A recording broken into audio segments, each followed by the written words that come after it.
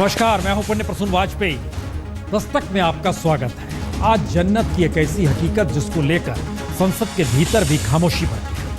इन सब का जिक्र होगा क्योंकि महत्वपूर्ण हो चला है कि कितने नेताओं की रिहाई इस दौर में होती चली गई और कितनी गिरफ्तारियां भी होती चली गई, बल्कि बीते 25 बरस का सच।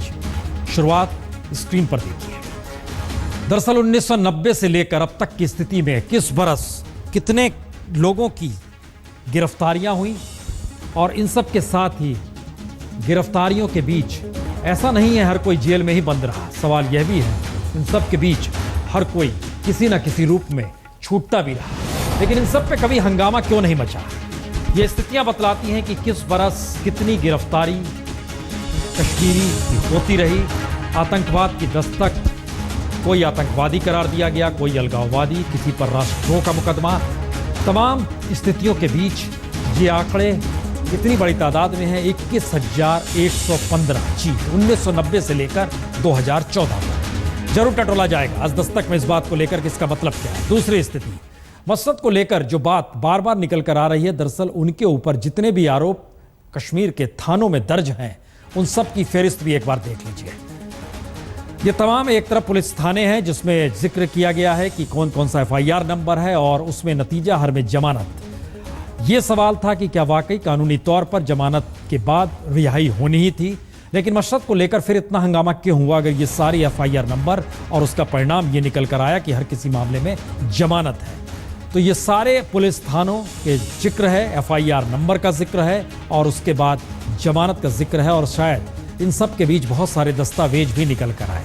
लेकिन आइए जरा हम दस्तक में आज हम टटोलते हैं कि क्या जन्नत की हकीकत जो है ये वाकई जो दिल्ली से दिखाई देती है और श्रीनगर के भीतर जो हकीकत है, इन दोनों के बीच कोई अंतर है या नहीं है। जन्नत की हकीकत को टटोलते हुई पहली रिपोर्ट 1990 से लेकर 2014 तक कितने कैदी, कितनी रिहाई, इन सब के बावजूद सब कुछ खामोशी से चलता कैसे रहा।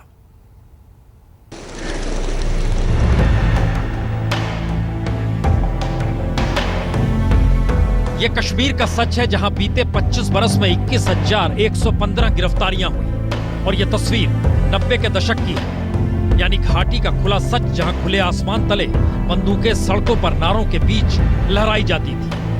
लेकिन एक दूसरा सच यह भी है कि आतंकवाद की इस खुली दस्तक के दौर में पहले 6 बरस में यानी 1990 से 1996 तक 10,000 गिरफ्तारियां हो गई। अधिकतर आतंकवादी माने गए, कईयों पर राष्ट्रद्रोह की धाराएं भी लगी। लेकिन बीते 25 बरस का सच यह भी है कि वक्त के साथ साथ जेलों में बंद इन कैदियों की रिहाई भी हुई। 20-25 साल से हमारे नौजवान रियासत और रियासत की रियासत के बाहर जेलों में विदाउट ट्रायल हिंदुस्तान की जेलों में यहाँ के नौजवान हैं, उनको रहा किया जाना चाहिए। Kashmir needs a human face, human treatment and at least. AFSPA है इधर, AFSPA means they can pick, किसी को भी किसी जगह भी उठा सकते हैं, इंट्रोगेट कर सकते हैं, क्वेश्चन पूछ सकते हैं, even they can shoot him. तो AFSPA has given power to licence to kill, तो licence to pick and detain and interrogate, it's a small thing. दरअसल बीते 25 बरस में अगर 21,115 गिरफ्तारियां हुई हैं तो इनमें से 13,196 कैदियों की रिहाई भी इस दौर में हुई। और जम्मू कश्मीर के गृह विभाग के दस्तावेज ही बताते हैं कि जिन 13,000 से ज्यादा कैदियों को बीते 25 बरस में रिहा किया गया, उनमें से सबसे ज्यादा 5,133 कैदियों की रिहाई हाई पावर कमेटी ने जांच के बाद ही की। यानी वह कमेटी जो राजनीतिक कैदियों पर लगे आरोपों को जांचने के लिए बनाई गई थी, उन्हीं की रिपोर्ट के आधार पर 5,000 से ज्यादा कैदी रिहा हुए। उसके बाद 4,241 कैदियों की रिहाई जमानत के आधार पर हुई, यानी इनके खिलाफ कानूनी सुनवाई हुई और फिर इन्हें जमानत मिल गई। और इसके बाद 3,385 कैदियों की रिहाई CRPC की धारा 196 के तहत हुई, यानी जिनके खिलाफ राज्य के खिलाफ कार्रवाई करने और आपराधिक साजिश के आरोप लगाए गए वो बेबुनियाद पाए गए। तो ऐसे 3,385 कैदियों की रिहाई हो गई। खास बात यह है कि ज्यादातर गिरफ्तार कश्मीरियों के ताल्लुकात अलगाववादियों के साथ रहे और हुर्रियत के नेताओं का अब भी मानना है कि कश्मीर एक कॉन्फ्लिक्ट जोन है, तो गिरफ्तार कैदियों की सुनवाई खुली अदालतों में होनी चाहिए। क्योंकि जब भी कॉन्फ्लिक्ट जोन होता है वहाँ वार ऑफ प्रिजनर्स माने जाते हैं और इनको ओपन कोर्ट में जो है मुकदमा चलाया जाता है। मसरत जी या दूसरे भी जितने भी है मजहमती कायदीन है, कारकुनान है, हमेशा उनका ये है कि उनको कोई क्रिमिनल कोड के तहत मुकदमा नहीं चलाना जाना चाहिए। असल में गिरफ्तार कैदियों की रिहाई को लेकर राज्य के मुख्यमंत्री को भी विशेषाधिकार है। इसीलिए बीते 25 बरस के दौर में 437 कैदियों की रिहाई राज्य के सीएम के हस्तक्षेप से हुई। यानी राज्य के मुख्यमंत्री ने अपने विशेषाधिकार का इस्तेमाल कर 437 कैदियों को क्लीन चिट दी और इनकी रिहाई हो गई। यानी आंकड़ों के लिहाज से अभी भी 7,919 राजनीतिक कैदी जेलों में बंद हैं। तो आखिरी सवाल यही है, क्या केंद्र सरकार के पास वाकई कैदियों की कोई जानकारी नहीं है, या फिर जम्मू कश्मीर के गृह विभाग ने केंद्र के गृह मंत्रालय के पास ऐसी कोई रिपोर्ट भेजी ही नहीं कि कितने कैदियों की गिरफ्तारी हुई और कितने कैदी अब भी जेल में बंद हैं? क्योंकि कल ही प्रधानमंत्री ने भी अपने भाषण में कहा था कि मसरत की रिहाई की कोई जानकारी केंद्र को नहीं दी गई। यानी इससे पहले की रिहाई को लेकर भी कभी जम्मू कश्मीर सरकार ने केंद्र सरकार को कोई जानकारी नहीं दी, या फिर गिरफ्तारी और रिहाई कश्मीर की सियासी जरूरत बन चुकी है। यहाँ तक कि कुछ ऐसे अलगाववादी और आतंकवादी भी थे जिन पर गंभीर आरोप थे। यहाँ तक कि कुछ आतंकवादियों पर कई हत्याओं में शामिल होने का आरोप भी था, लेकिन जिस अंदाज से वो छूटते गए किसी ने कोई ऐतराज नहीं जताया। मसरत आलम को लेकर जिस अंदाज से पूरे देश में हाहाकार मचा है, उसके बाद यही सवाल खड़ा होता है कि आखिर मसरत आलम की रिहाई को लेकर ही इतनी राजनीति क्यों? कैमरामैन रऊफ अहमद के साथ अशरफ वानी, श्रीनगर, आज तक। अशरफ का यह सवाल यूं ही नहीं है कि दरअसल ये हंगामा क्यों है। हम आपको एक रिपोर्ट एक और दिखाने वाले हैं, लेकिन उससे पहले संसद के भीतर आज जब बहस राज्यसभा में शुरू हुई और इस बात का जिक्र हुआ कि कितने कैदी हैं, कितनों की फाइल खुलेगी, वो आंकड़े हवा में थे, कोई कुछ भी कह रहा था। और इस पर मसरत आलम श्रीनगर की सड़कों पर जो नारे लगा रहे थे, पत्थर फेंकने वालों के साथ खड़े थे। जेल से छूटने के बाद वो कहते हैं कि दरअसल मैं एक बड़ी जेल में आ गया हूं। इन सब को छोड़िए, हम आपको लिए चलते हैं कुछ और पहले। जो शख्स कैमरे पर आके कहता है कि हां मैंने कत्ल किया, उस शख्स के खिलाफ कोई सबूत नहीं मिलता और वो रिहा कर दिया जाता है। चलिए इस रिपोर्ट को देखिए।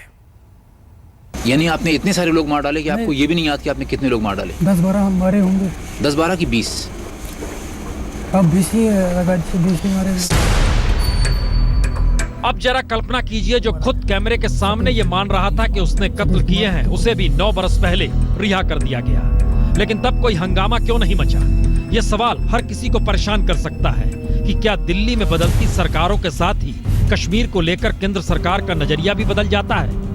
असल में 23 अक्टूबर 2006 को टाडा की अदालत ने फारूक अहमद डार उर्फ बिट्टा कराटे को कत्ल के कोई सबूत न मिलने की वजह से जमानत दे दी। उसे आतंकवाद की अलग अलग धाराओं में भी गिरफ्तार किया गया था, लेकिन कोई सबूत नहीं मिला। और उसके 3 दिन बाद ही राज्य सरकार ने बिट्टा कराटे की रिहाई के आदेश ये कहते हुए दे दिए कि कोई सबूत सरकार के पास नहीं है, तो ऐसे में बिट्टा को जेल में बंद क्यों रखा जाए। उस वक्त राज्य के मुख्यमंत्री कांग्रेस के गुलाम नबी आजाद थे और दिल्ली में मनमोहन सिंह सरकार। लेकिन दिल्ली से श्रीनगर तक कोई हंगामा कहीं नहीं हुआ। हालांकि जम्मू में बिट्टा कराटे की रिहाई का विरोध कश्मीरी पंडितों ने जरूर किया, क्योंकि 1989 में आतंकवाद की दस्तक के बाद घाटी में जिस तरह कश्मीरी पंडितों के खिलाफ बिट्टा कराटे ने कत्लेआम मचाया था, उसके बाद 1991 में बिट्टा कराटे की गिरफ्तारी भी हुई और 15 बरस बाद 2006 में बिट्टा कराटे की रिहाई ने कश्मीरी पंडितों को अंदर से हिला भी दिया था। लेकिन अब पहली बार रिहाई को लेकर देश भर में मसरत के जरिए हंगामा मचा है, तो कश्मीरी पंडितों की भी आवाज उन रिहाई के खिलाफ आने लगी है जो खामोशी के बीच बीते 25 बरस में कर दिए गए, क्योंकि आतंकवाद की दस्तक तो उसी वक्त से शुरू हुई थी जब कश्मीरी पंडितों ने घाटी छोड़ी। हम तो मांग करते हैं कि न केवल मसरत आलम को रीअरेस्ट किया जाए, बल्कि जो सारे डिसीजन अब सिक्योरिटी को लेकर, सिक्योरिटी के विषय को लेकर के आगे आने वाले हैं, उस पे बाज़ाब्ता एक कमेटी बने। तो क्या बीजेपी पुराने रिहाइयों को लेकर भी फाइल खोलने का जिक्र करेगी? क्योंकि बिट्टा कराटे को टाडा अदालत से जमानत इसलिए मिली थी क्योंकि कोई गवाही उसके खिलाफ देने अदालत तक पहुंचा ही नहीं और राज्य सरकार ने भी कोई कड़ा रुख अपनाया नहीं। तो क्या अब कश्मीर की राजनीतिक सत्ता और दिल्ली की राजनीतिक सत्ता बदली है? तो बड़ा सवाल यही हो चला है, क्या पहली बार घाटी की सियासत पर केंद्र सरकार ब्रेक लगा पाएगी? क्योंकि पहली बार जम्मू की नुमाइंदगी बीजेपी कर रही है और दिल्ली में भी बीजेपी की ही सरकार है और जम्मू कश्मीर में भी साझा सरकार है। यानी जो आवाज इससे पहले सिर्फ घाटी में सुनी जाती थी, अब उसकी गूंज दिल्ली में भी सुनाई दे रही है और जम्मू में भी। तो सवाल यही है, सरकारें बदली हैं तो क्या बीते 25 बरस की रिहाई को लेकर भी कुछ नई परिस्थितियां जागेंगी? जम्मू कश्मीर और केंद्र में सत्ता के परिवर्तन के साथ साथ कश्मीरी पंडितों को उम्मीद है कि उनकी भी तकदीर बदलने वाली है। बीजेपी पिछले 25 सालों से कश्मीरी पंडितों के मामलों को हमेशा उठाती रही है और विस्थापितों को उम्मीद है कि बीजेपी 1990 में मारे गए कश्मीरी पंडितों के कातिलों को गिरफ्तार करवाएगी।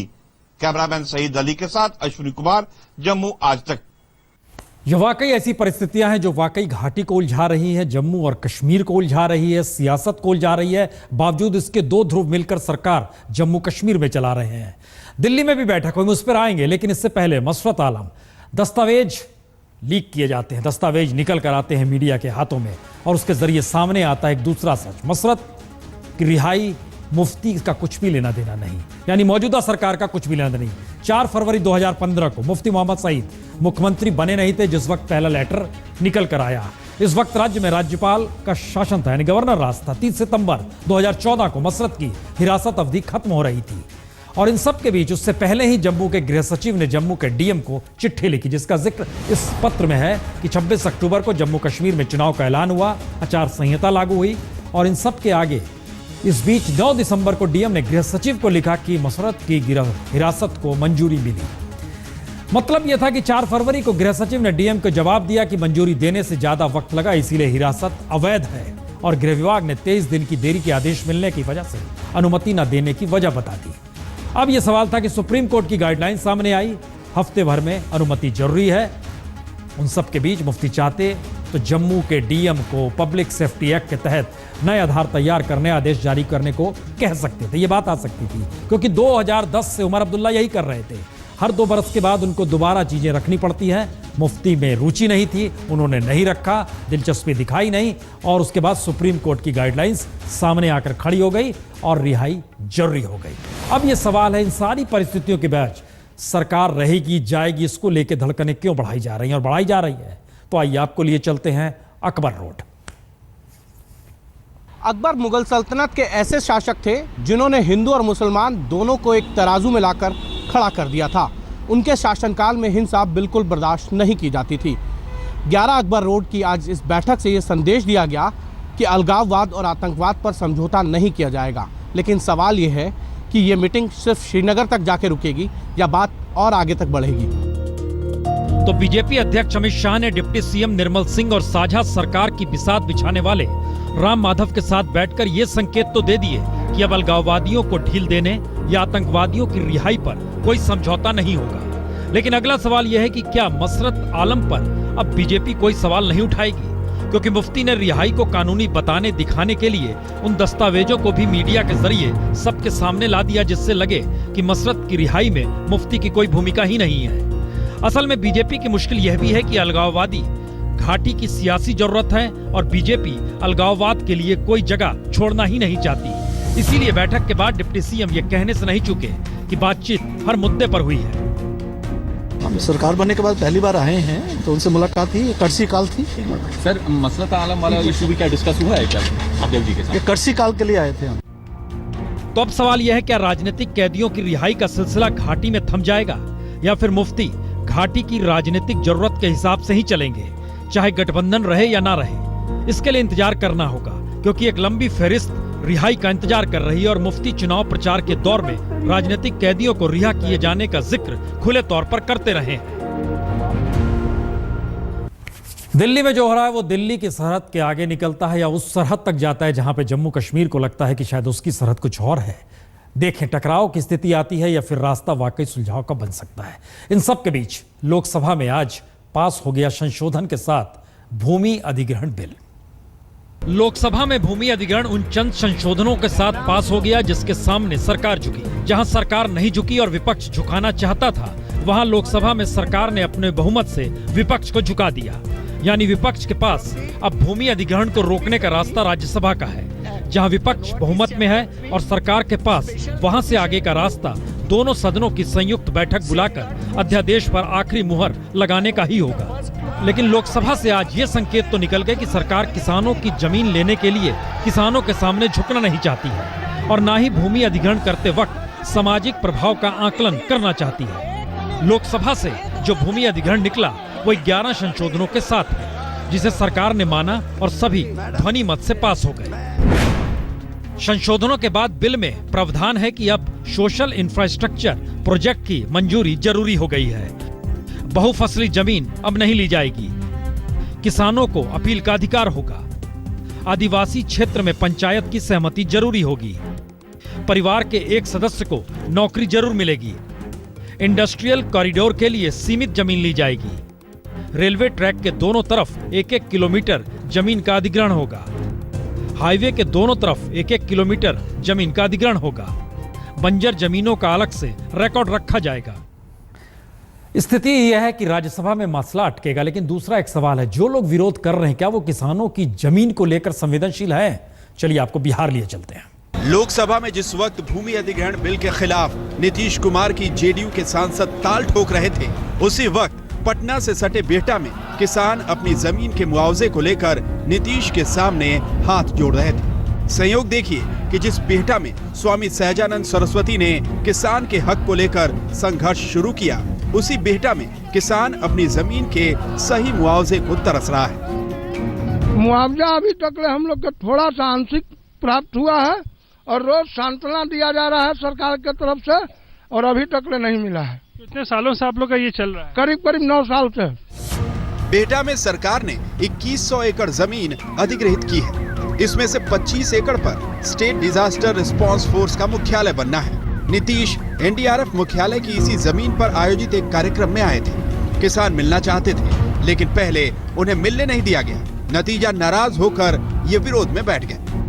मुख्यमंत्री आज यहाँ पर आए हुए थे, जैसे कि बताया कि एसडीआरएफ का हेडक्वार्टर जो यहाँ पे बनना है, उस जमीन पे रेजिंग डे के लिए ये जो किसान जिनकी जमीन उसमें गई है वो उनसे मिलना चाह रहे थे, लेकिन अधिकारियों ने, पुलिस बल ने उन्हें मिलने नहीं दिया। उनको यहीं पर रोक के रखा ताकि मुख्यमंत्री से ये रूबरू ना हो सके। तो जाहिर सी बात है, जो जमीन अधिग्रहण की आग है उसमें सभी झुलस रहे हैं और अभी तक मुआवजा इनको नहीं मिला है। आखिरकार नीतीश ने बात समझी, लेकिन जवाब वही रटा रटाया दिया, यानी संबंधित अधिकारी को बता दिया जाएगा। हमारे पास तो जो उदार प्रस्ताव लाइएगा हम तो उसको मानने में कोई संकोच नहीं करेंगे, क्योंकि जमीन किसी की जा रही है तो उसको अगर हम कुछ भी मदद कर सकें। देश की मुश्किल यही है, किसानों की जमीन जिसे चाहे वो ले जाता है, लेकिन जब किसानों की जमीन जाने में वो नहीं शामिल होता है तो विरोध करता है।